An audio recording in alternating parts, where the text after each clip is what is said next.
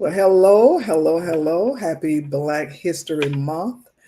This is Tanja from My Two Cents for Change. Today we're going to be talking about a little Black history, history in general, because all history is history. But because it's Black History Month, we're going to talk in particular about the origins of religion, Christianity in specific. So I'm going to bring in somebody that I think is a great person, a historian, and a great pastor, a great attorney. But for this particular platform, he's going to be Pastor Gurley talking about our history. So we're going to join him to the stage. Hello, Pastor Gurley. Hey, good evening. Well, I since it's Black History Month, I asked you to come on and kind of talk a little bit about the origins of Christianity. So if you could just kind of, I've heard myths or heard sayings, put it that way, of, Black, about Christianity being a white man's religion. So we're going to start from the beginning of Christianity, since we're going to go down there, you can kind of answer all of them. But where did Christianity start? It started in Asia. So, we got to be clear about that. Asia, Western Asia, to be specific, the nation that we now know as Israel. Back then it was Palestine, and it was under the occupation of the Roman Empire. So we know it today as the Near East, the Middle East, but it's actually Asia. So let's be clear about the fact that the origins of Christianity is Asian. And that strikes you, perhaps I think it strikes many people odd, because our understanding of Christianity is that it is mostly a religion that was exported from Europe to various parts of the earth, but Christianity itself was exported or spread at some point to Europe. It didn't start there. So that's the origin. Okay. Well, is Christianity a white man's religion? Well, that's a mixed question. The answer is yes and no, and that may sound more like a lawyer answering that question. But in the truest and purest sense, of course, it's not a white man's religion, because the Hebrews, the Jews, the ones who were living in Palestine 2,025 years ago, looked nothing like the people that we know today to be Jewish. Not saying that the people that we know to be Jewish are not Jewish. What we're talking about is that at that point there wasn't this intermarrying and intermixing that later came down the pipe. So these people look very different, darker skin, more olive-colored skin, darker hair. They look more Asian, Western Asian to be more exact. And so then it would be just genetically, it would be historically, culturally inaccurate to refer to them as white. They were not white. They were Asian. So in the strictest sense, of course, it's not. But the Christianity that obviously prevails in the West today, the one that was taught to slaves during the periods of enslavement here in the West, was a variation, a derivative form of the original branch of Christianity. And arguably, that is a white man's religion, because it's the original form mixed in and filtered through a white culture, where white dominance somehow is interwoven in the original message of Christianity, and white dominance takes a preeminent role over actually what is the original thoughts and the original ideas and tenets of Christianity. So that's a long answer, but so that's why I say yes and no. In its original and purest form, Christianity is an Asian religion, not a white religion. As we know it, as many Black people know it today, it is very much arguably a white man's religion. Okay. And so, since I know I profess to be a Christian, when did Christianity first come to Africa? Well, that's a Well, let's just start with the book of Acts, right? Chapter 8. If you recall, there was an Ethiopian eunuch that was there to observe the Passover.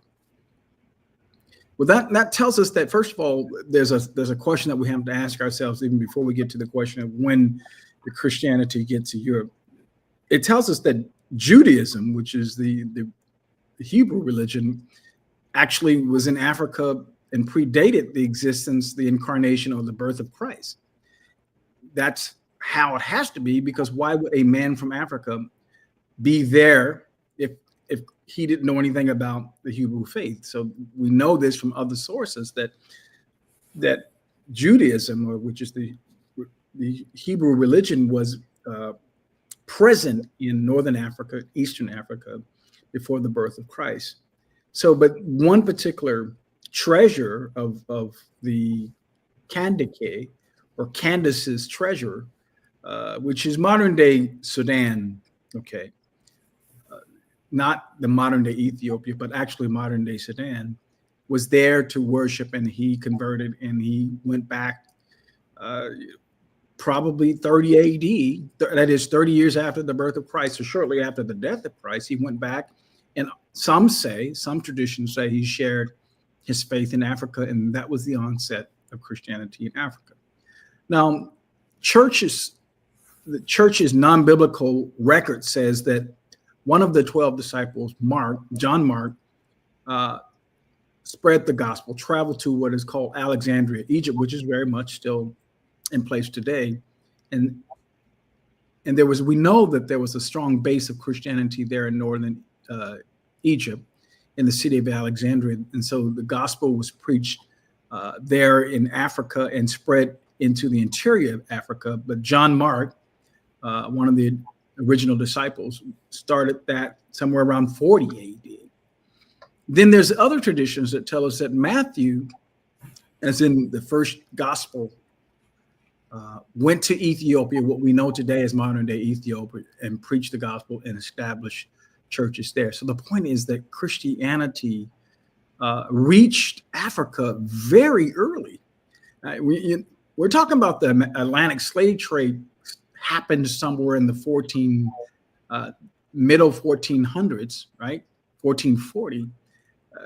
So arguably a full 1,000 years, or even almost 1,400 years before slavery begins, there are Africans converting to Christianity. So, wow. I know this is a history lesson. I know you've talked about. I heard you talk about the name, which is, I think it's Kandake, where you mentioned something about that. But we won't go down that road. We're gonna keep on about where it started from, and how did it get to Africa. And you've already touched on some of this, but what the Bible says about Christianity in Africa. But what does the secular history? You even mentioned that too about. Again, the secular history tells us again that in around 60 AD, Matthew came, and when we say secular, we mean you're not going to find this in the Bible, but well established church records. Yes. That Matthew came and preached the gospel and set up at least one church, perhaps churches plural, in what we know today as modern day Ethiopia. Yeah. Okay. The First Nation. Who was? I don't know if I'm saying it right. Izana, yes. Okay, so this is another historical figure, well documented, from modern day Ethiopia. At that time, the nation was not called Ethiopia; it was called Aksum, sometimes spelled AXUM, sometimes spelled AKSUM, but it's the same empire. Mm-hmm. And again, it's what we know today as modern day Ethiopia. Izana was a prince. His father was the king of Aksum. Aksum was initially an empire similar to many other African empires. They had many different local deities that they worship, like more traditional African religions.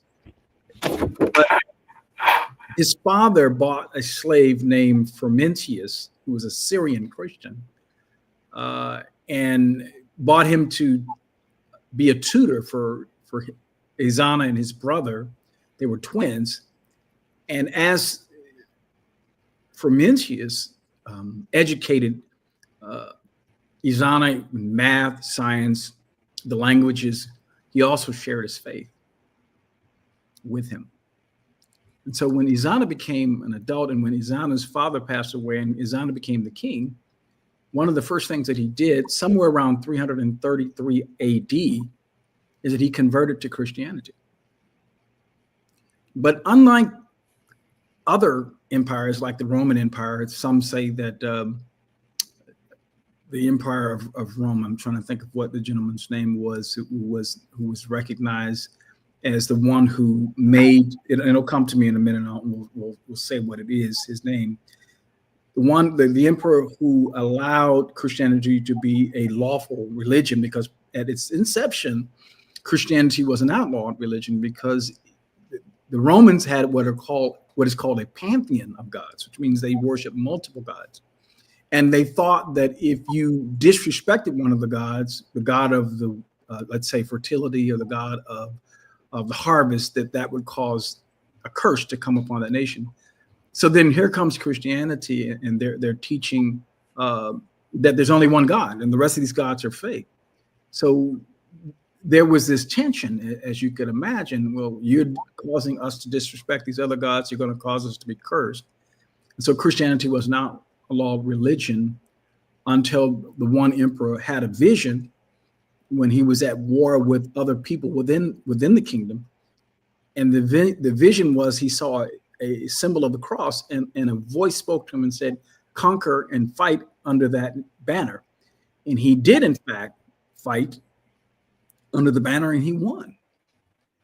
And the emperor's name is Constantine, by the way, which later formed the city of Constantinople, which is now Istanbul in Turkey, but same city. So Constantine allegedly converted to Christianity. Now, some religious scholars say he never actually converted, but he didn't make Christianity the exclusive religion of Rome. He just made it one of the authorized religions.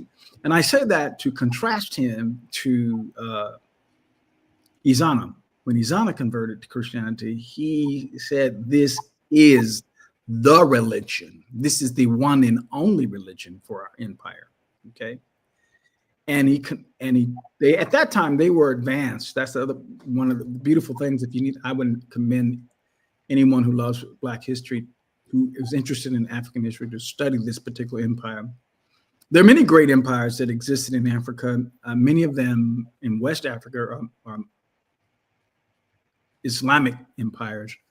What's unique about the kingdom of Aksum is that it was uniquely and distinctly a Christian empire. Okay. And it existed for 1,000 years. And when I began to study Aksum, I thought of it and have referred to it as the real Wakanda. So Izana was a brilliant man. He spoke 3 different languages. He spoke Gaz, which is the native language of the Ethiopians or the Aksumites at that time. And that language is still used in religious settings in Ethiopia today. He spoke Sabaean, which was an Arabic language, and he spoke Greek, which was the language of commerce. He spoke it, he read it. So this notion that Black people were running around in the jungle, with spears, ooga booga, it just doesn't.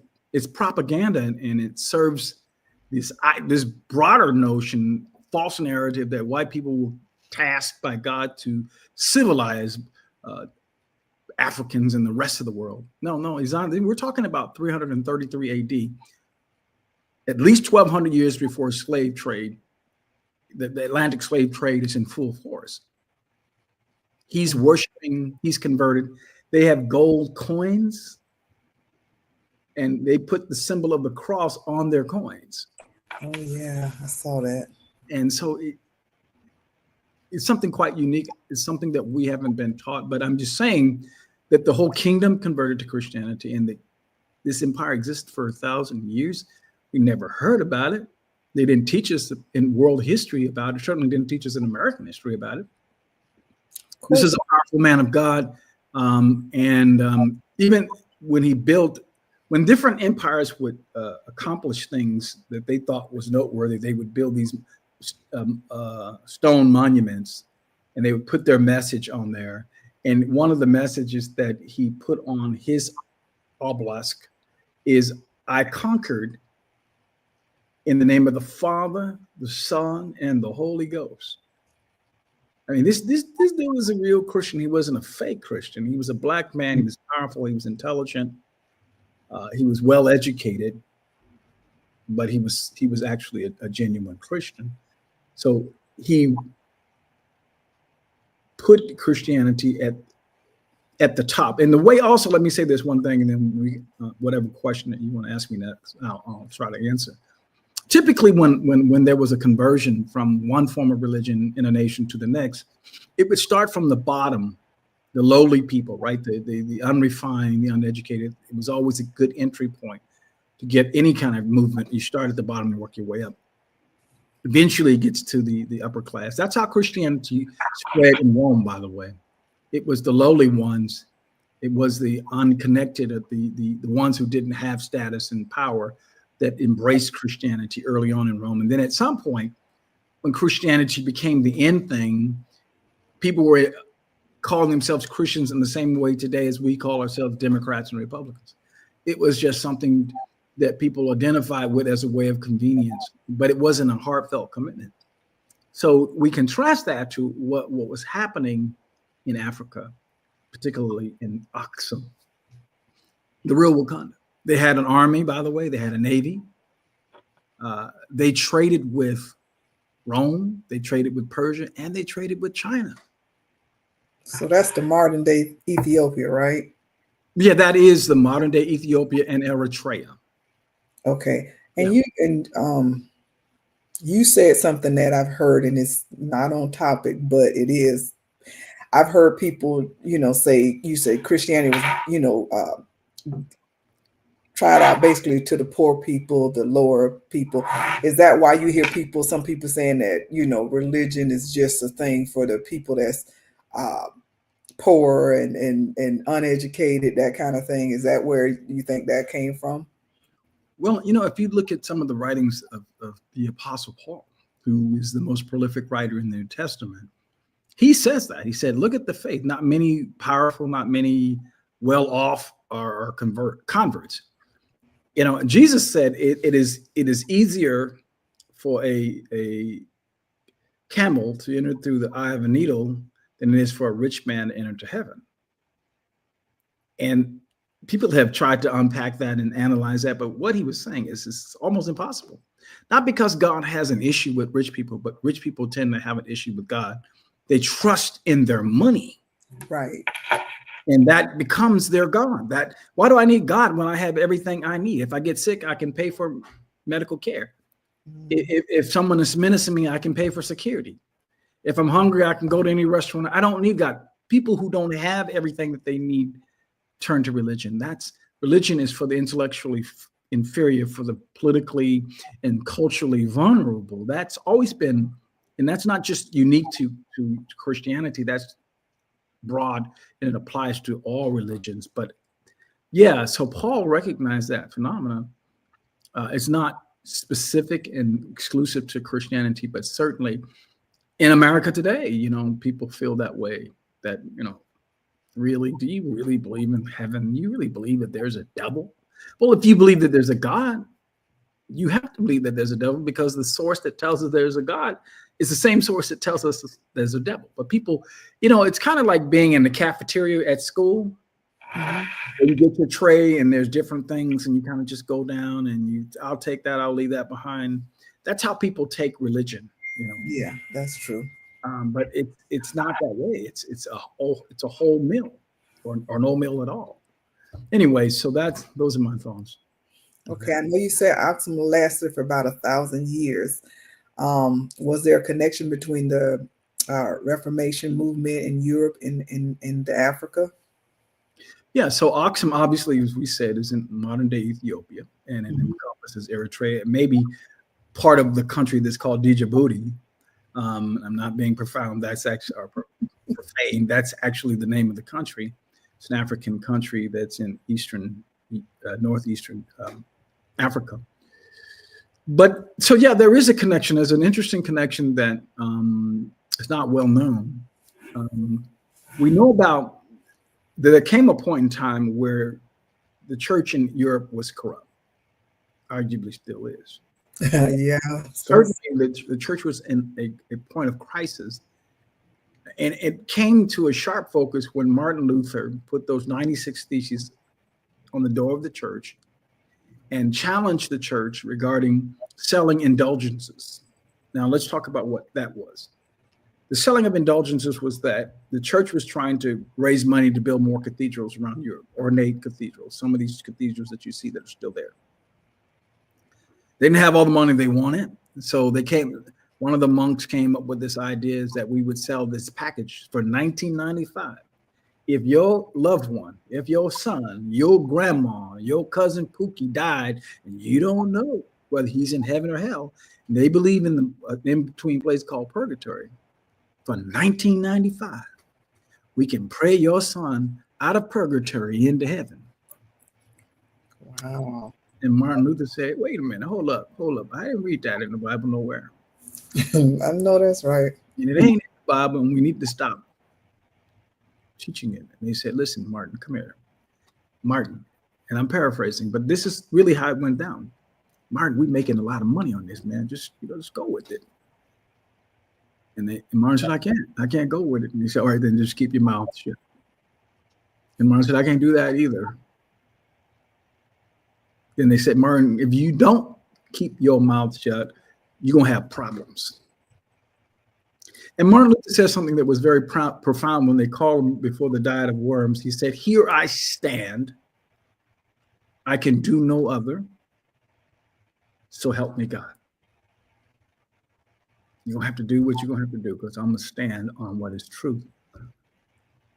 And Martin was not trying to create what we now know to be the Lutheran Church. He was trying to get the church, the original church, the Catholic Church, by the way, which simply means the universal church of God. In one broad sense, we are all Catholics because we are all, those true believers are members of the universal church of God. He was not trying to create a competing church. He was simply saying we're off task. We need to get back on task. Now, along with that, Martin was looking around the world for a church that seemed to be doing it as close as the first century church, the original church. And guess where he found that church? In Ethiopia. That church still is in existence today. It's called the Eastern Orthodox Church, or it is also called the Tawahedo Church. Someone would probably tell me I'm pronouncing that wrong, but Tawahedo Church. Very much same church, same practices. They're doing it as close to the original way that it was being practiced, more so than any other church on planet Earth. And Martin Luther reduced his thoughts about that to writing. He said, we could learn from our elder African brothers how to practice this thing that we call religion. You never read that in any church. Of course, when I was studying to be a minister, we had to take some church history courses. They didn't teach us that. Actually, the man that is celebrated for bringing about the Reformation actually looked to Africa,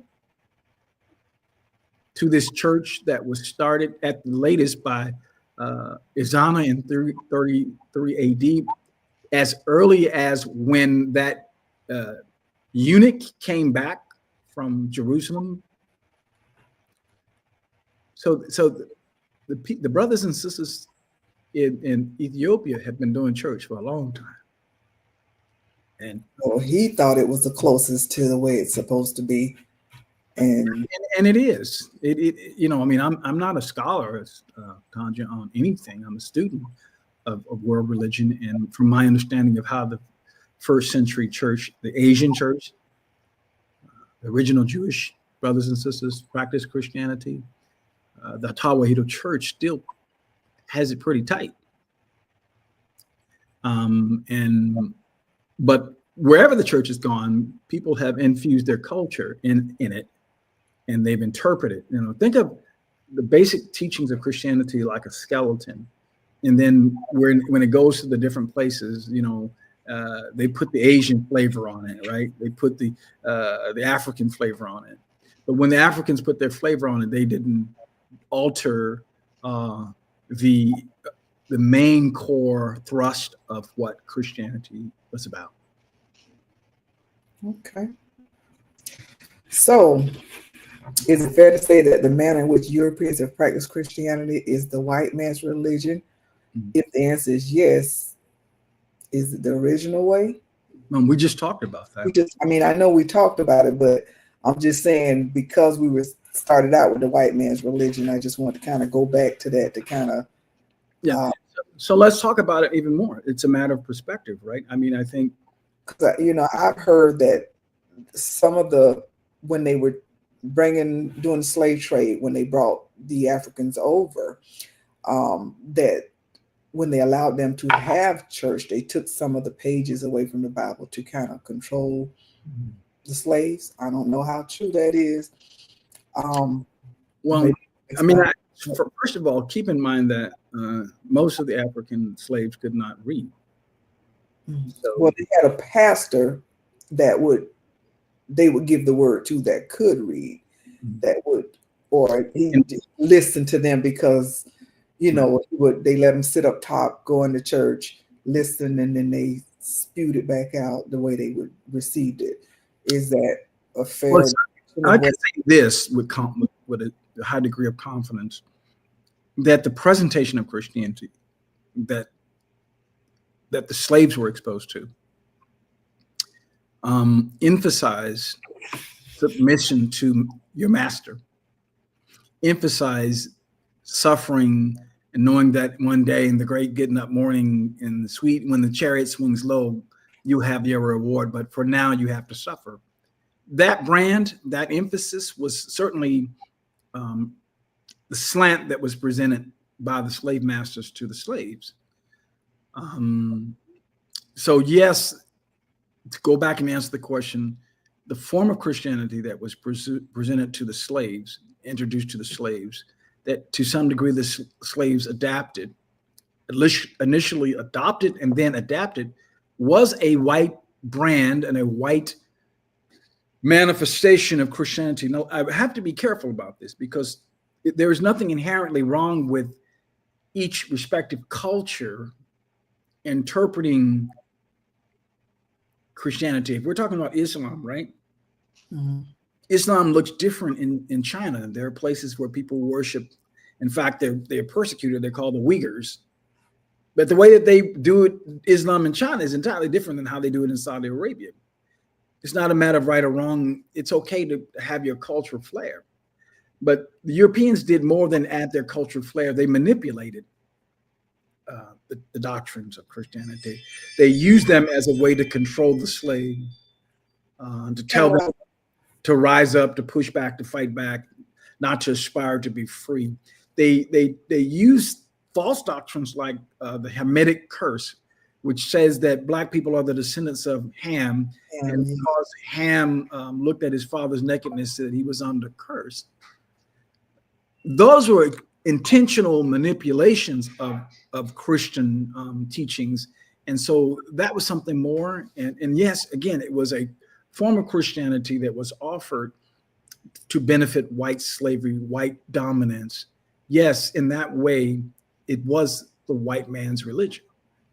Kind of like how they do with politics. Republican, Democrat. This is how I feel. But they use a slant of the Bible to push with abortion and homosexuality, to push people to be to vote a certain way, Republican Right. versus being a Democrat, because they're trying to say biblically it's wrong. Whereas I did a podcast prior that abortion is not even in the Bible. No. There's something that it kind of goes to that scripture. I think it's in Exodus, but what all that is saying is that people tend to, as a whole, when they want to control somebody or want to manipulate somebody, they use certain scriptures and they just, just go in on that, or they use certain beliefs to make people think one thing without actually people thinking for themselves to know that it's the truth. And that's why the Bible tells you to study to show yourself approved. Um, Yeah. I mean, and Romans, religion is a powerful tool, right? I mean, I once did a theoretical paper, academic paper on the gods and the small God. We know there's only one God, but when I use that small God, I'm talking about things that people revere: religion, science, education. So if I tell you that science proves X, Y, and Z, you're more inclined to believe it, right? Because science can't be challenged, right? mhm, In the context of the law, if someone says they found Joe's DNA at the scene, then most people are going to be like, well, Joe's there. Because science is powerful, right? It mhm, makes me move away from my suspicions. It seems like it's so concrete. Similarly, if I wanted to get $100 from you, and I just came to you and I said, Tanja, as y'all say in Florida terminology, let me hold $100. You're like, right. But if I said, Shando, I'm getting a vision. Woo, the Lord said he getting ready to bless you. But you got to sow a seed right now, Sister Tanja, of my $100. God. Don't think about it. Write the check. Write the check. The window of opportunity is closing. Well, then now it's a different presentation, right? Right. Now it's like, man, I want to be blessed by God. And I don't know about Jerry, but I know about God. Yeah. So human beings have immoral and illegitimate leaders have always tried to find the biggest thing that they can use to force people to do, to convince people to do what they want them to do, that they would not otherwise be inclined to do. And so Christianity has been abused and misused in that same way. But religion generally has been used historically throughout recorded human history in that way. Yes. Yes. I mean, I know it's Black History Month, and so we're talking about religion as a part of that and how it got to Africa. We kind of discussed all that by way of Asia to Well, Oxum. let me just say this: the Near East, which is really again Palestine. Think about it geographically; it's closer to Africa than it is to England. So of course it would have gotten to Africa quicker. But when the story of Christianity is told, generally speaking, it's told in terms of how it progressed to the West. But the fact of the matter is, if you go back and you look at the Great Commission, Jesus told them to go to the four corners of the world and to make disciples of all men, and they did that. You had Christianity well established in India in 200 A.D. Christianity spread to Asia, you know, just like it spread to Europe, just like it spread to Africa. But those stories have not been told.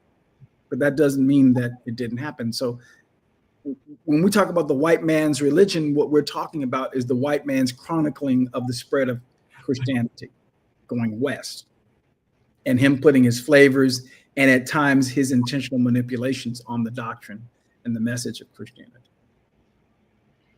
Okay.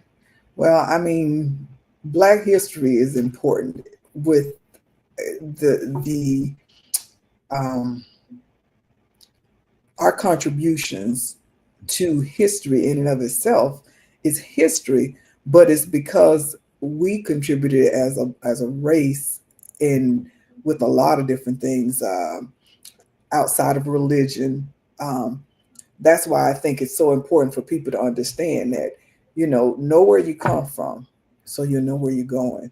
No. Well, I want to just kind of chime in on that statement that you made.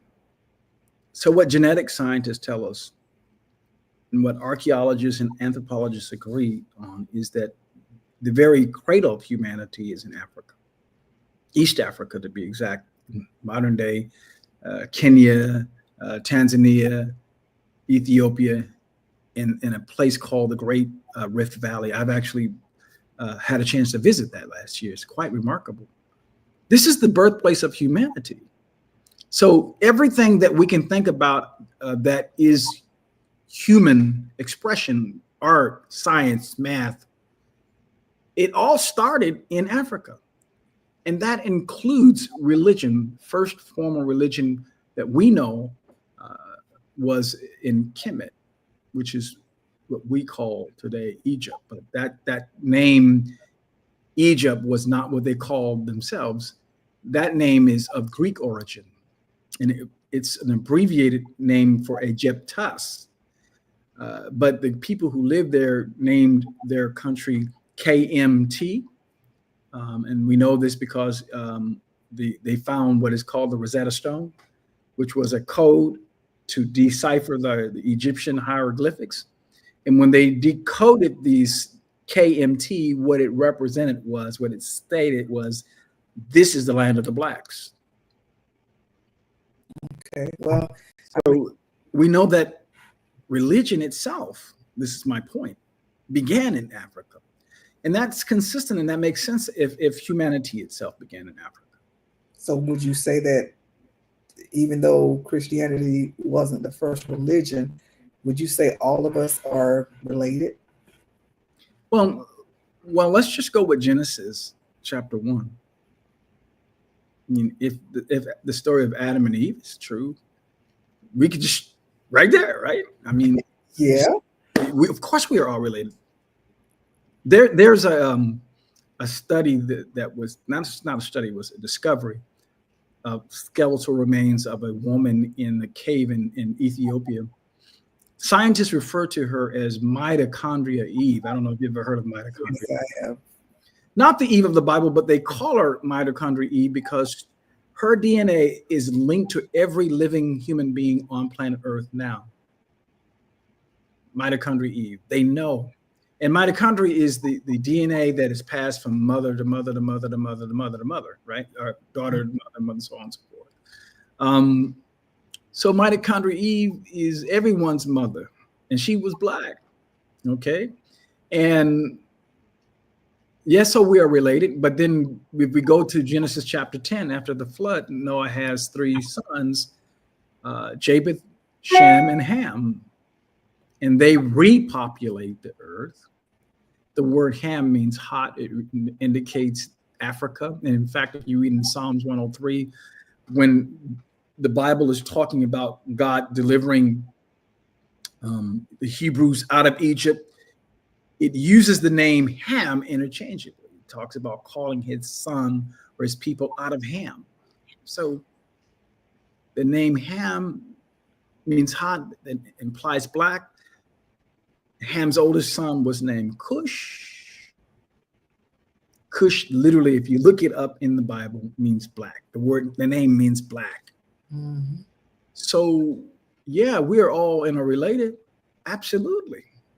We are all interrelated, and there's secular proof of that. There's scientific proof of that. There's genetic proof of that, and there's biblical proof of that. Well, I mean, that's it in a nutshell for me. I mean, we are interrelated, and I think that's so much of why God said, "Love your neighbor as yourself," because if the way we see people so divisive now, treating each other with, only if they're related, they want to help each other out, kind of, sort of. Well, most races will do that, or families will do that. But if you look at it as a whole, I think we would have a different outlook, a different outcome of how we are as a nation, as just the world in general. But we don't do that, and so we go back to the religion. You know, if we're well, Christians, the ones that I know, most of them don't do that. Mhm. And so for me, knowing that that's a part of our history, if I'm saying this correct, because I might be having all kind of thoughts intertwined, but what I'm trying to say is, how much of a difference would it be if we truly, as Christians, would treat each other as though that's we're all family for real, like we are. Um, Well, it would make a total difference, I think, if Christians. It's not that we don't see color. That's something entirely different. But that we don't use color or race as a basis to assign privilege or penalty. right, It was God who made the rainbow, right?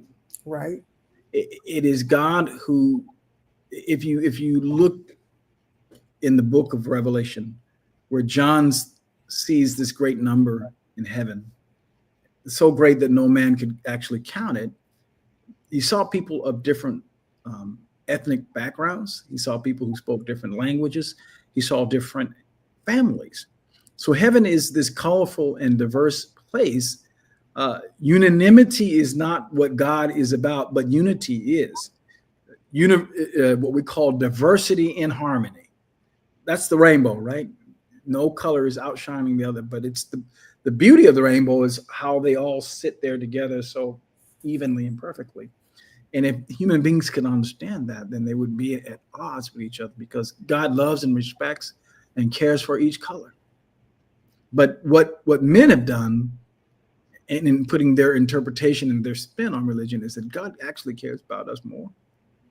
And because he cares about us more, he put us in charge. And so you guys have to do what we say. Well, that's an exploitation and a distortion and a manipulation of religion. But that's been going on for time immemorial, and it will go on until Jesus comes. that's true. Well, that's all I have to with that, because I want to go somewhere else, but I don't want to go down a slippery slope. It's not a slippery slope because I'm trying to do what's, you know, I try to live as though my neighbors are my brothers and sisters. Unfortunately, I don't get that's not reciprocated in society. It's like you said, they want to manipulate you, control you, and have some kind of hierarchy in society. Um, but going back to how we originally started, that's why you have to study the word. That's why you have to know the word for yourself. Now, you actually did a couple of Bible, not about Black history classes at Freedom Ministries Church, and there's a booklet that comes along with it. So for those that have joined in and joining in, I will see this at a later date. If you could just email me at info at reverse180women.com. I can get you that booklet, or you can look at the information on the bottom of the screen, and it says at the Freedom and Justice Institute. You can find those on TikTok, Facebook, and YouTube. And I'm sure Pastor Gurley will be able to get that booklet to you. But it's a great study. I've taken um, both classes, have the booklet. I meant to have it with me today to be able to put on here. So if you need it, but anyway, you have contact information for Pastor Gurley, and you also have contact information for My 2 Cents for Change. To get that booklet if you want to know more. But he's a great historian. He's a very great teacher, and so I think those classes are still on YouTube. Yeah, let me tell you what the name of the classes are. The first one is Africa's contribution to the Bible. So, if you're looking at the Bible, the King James Version, you see a lot of European-looking people. From God himself, Adam himself is considered. Luke is conveyed as European. Now that's both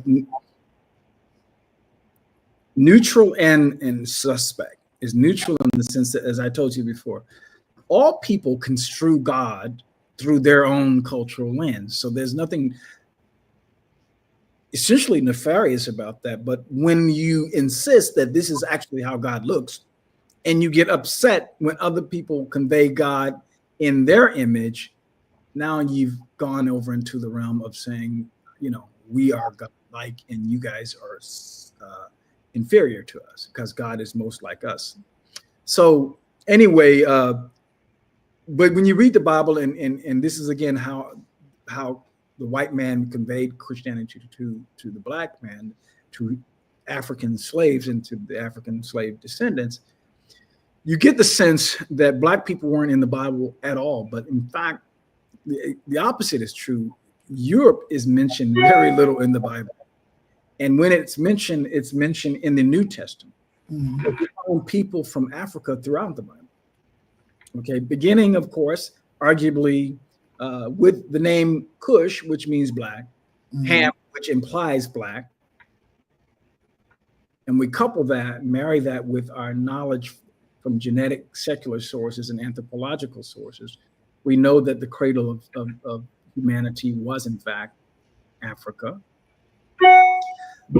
A couple of the rivers that flow out of the Garden of Eden that are spoken of in the second chapter of Genesis, two of those rivers are located in Northeast Africa. Yep.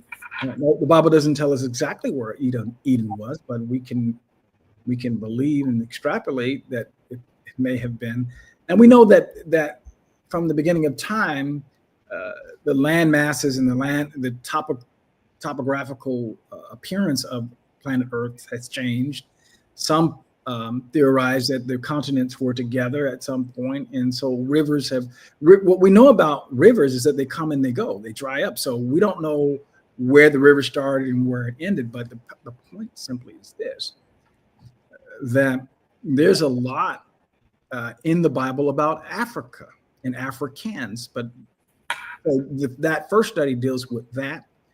The second study deals with Africa's contribution to the spreading of Christianity, and I commend that to you if you really want to, during this Black History Month and beyond, dive into knowing the role that we played, that our ancestors played.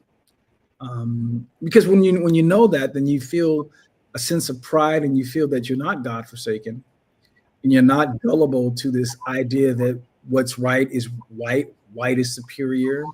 As pastors sometimes say, that the notion that some people have that the white man's ice is colder.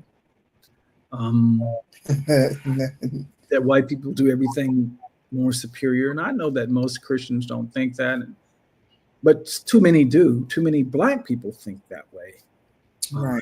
Anyway, that may be going slightly off topic, but yeah, I commend that. It's actually those studies are on YouTube on Freedom Ministries Church of Apopka's website. They're there. I believe they're you go back and you look at the videos.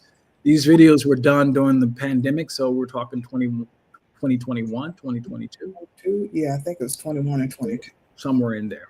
Yeah, during the month of February. So if you can put a date in there and go to it, it should be around February, so you can pull it up. Well, I mean, that's all I have. I thank you so much for giving us a history lesson. And it makes sense, it's how people say you're a product of your environment. So the same thing, you as a man, well, I ain't gonna say that's not right, but if you think a certain way, that's because that's what you've been exposed to. That's kind of how you kind of deduce your religion to feeling the way you do, and it is as far as breaking down scripture and trying to make it fit you as a person, no matter what race, all that kind of stuff. You kind of put all of that in together. I saw Brooke come in and say, "Hey, y'all, I don't know if she's still around or if she has a question or comment." Brooke Gurley, Professor. You also, don't you have another podcast? Yeah, one of the things that we're doing is called The Pastor and the Professor, and that's Brooke is the professor and I'm the pastor. And of course, as you know, we both are lawyers. We're talking about the issues of our day. One of our most controversial conversations that we've had is on something that we call plantation Christianity, which is, this again, this idea that, well, we hit on that topic during the presidential election when uh, Donnie Swaggart, who was the son of Jimmy Swaggart, decided that he needed to rebuke the black church as a whole for supporting Kamala Harris. And it's this idea that we know more than y'all. You guys are not spiritual enough. You're not refined enough. You're not intelligent enough. Trust us and stop being disobedient. Stop being defiant. The church I go to did that same thing. So we have to dive in and deal with that one. And we're still having conversations somewhat around race, but not always exactly around race. Yeah.